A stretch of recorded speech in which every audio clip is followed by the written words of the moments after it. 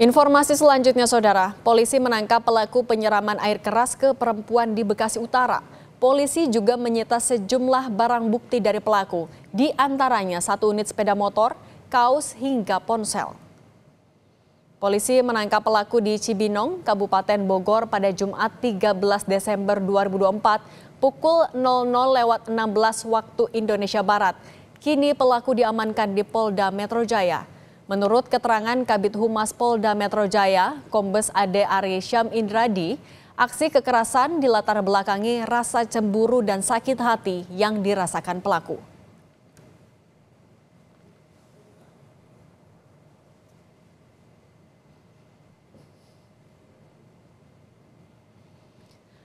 Pelaku cemburu karena korban sering jalan dengan laki-laki lain. Selanjutnya, pelaku merasa cemburu dan sakit hati karena sering dibohongi oleh korban sehingga timbul niat pelaku untuk melukai korban. Dan pada bulan November 2024, pelaku membeli cairan asam sulfat dari online shop, kata Kabid Humas Polda Metro Jaya, Kombes Ade Arysyam Indradi dalam rilis yang diterima Kompas TV.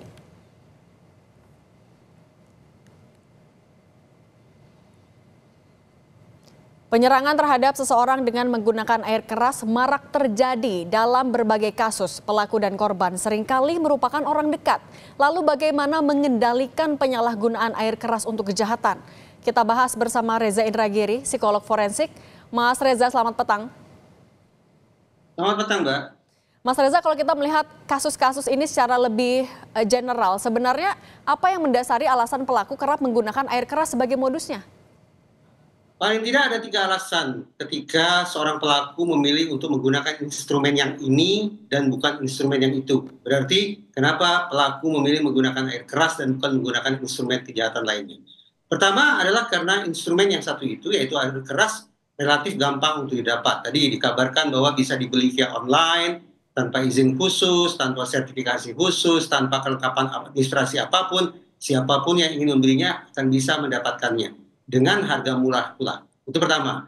Yang kedua, secara umum air keras entah apa itu jenisnya gampang untuk digunakan.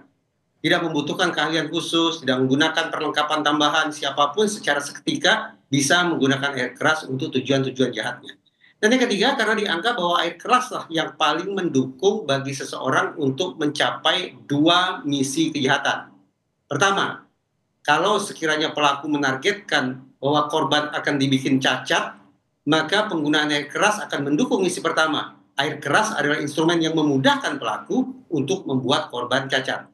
Dan misi kedua kejahatan adalah bagaimana pelaku berusaha untuk menghindari proses hukum. Ketika seorang pelaku memilih air keras sebagai instrumen kejahatannya, maka saya bayangkan setelah dia melakukan penyiraman sedemikian rupa, akan mudah bagi dia untuk menghilangkan jejak, melarikan diri dari TKP, menghindari observasi atau pengamatan dari korban, dan seterusnya dan seterusnya. Nah, 3 hal itulah sekali lagi mudah didapat, mudah dioperasionalkan, dan mendukung tercapainya 2 misi kejahatan. Itulah semua yang saya anggap sebagai alasan mengapa pelaku memilih menggunakan air keras sebagai instrumen kejahatannya. Kalau soal kemudahan itu, Mas Reza, artinya pengendalian yang harus dilakukan oleh polisi ataupun pihak terkait seperti apa? Ketika kita bicara tentang pencegahan peristiwa kejahatan, maka sesungguhnya ada 3 fokus yang bisa dilakukan. Pertama, fokus pada pelaku. 2, fokus pada korban. Yang ketiga, fokus pada faktor lingkungan. Sebetulnya ada 4, yaitu fokus pada peraturan hukum, tapi itu kita kesampingkan. Nah, menurut saya yang paling realistis adalah sulit bagi kita untuk membuat katakanlah semacam criminal profiling untuk memastikan siapa kira-kira pelaku-pelaku yang akan menggunakan air keras.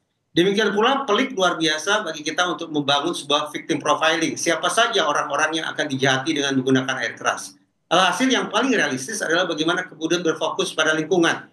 Memperbanyak CCTV, mempersulit akses masyarakat untuk mendapatkan air keras, ataupun bentuk-bentuk manipulasi lingkungan lainnya. Itu yang menurut saya sekali lagi paling memungkinkan, paling tidak untuk saat ini. Oke, Mas Reza, tapi kan kalau membeli air keras artinya ada faktor perencanaan di sana. Sudah ada pasal mengatur soal penganiayaan yang direncanakan. Apakah ini juga sebenarnya terkait sebenarnya hukumannya tidak cukup berat, makanya opsi atau modus ini juga masih kerap digunakan? Ya, kita memang secara awam acap kali menganggap bahwa efek gentar sekaligus efek jera akan dimunculkan ketika kita memperberat sanksi pidana bagi pelaku kejahatan. Namun setelah dilakukan penelitian, berat ringannya hukuman bukan merupakan faktor utama yang menyebabkan munculnya efek gentar sekaligus efek jerak. Efek gentar dan efek jerak justru lebih merupakan akibat dari proses hukum yang pertama dilakukan secara cepat dan yang kedua dilakukan secara konsisten atau ajak. Dengan demikian, bukan berarti perbincangan tentang berat ringannya hukuman tidak relevan, tetap relevan, tetapi semestinya kita bisa lebih berfokus bagaimana mendorong otoritas penegakan hukum agar bisa bekerja, mengungkap kasus-kasus ini, memastikan adanya kepastian hukum secara tepat, cepat, dan konsisten.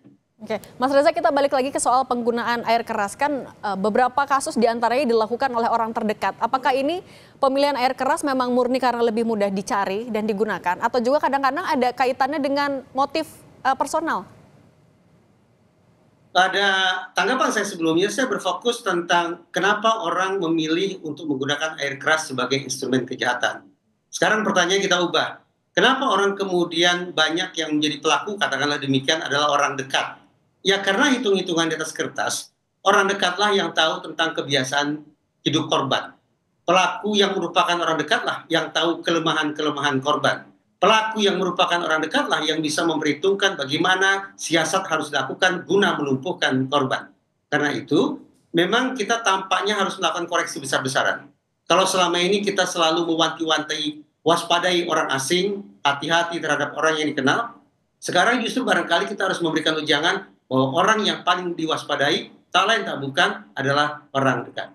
Oke, baik. Mas Reza Indragiri, psikolog forensik, terima kasih sudah berbagi di Kompas Petang. Sehat selalu.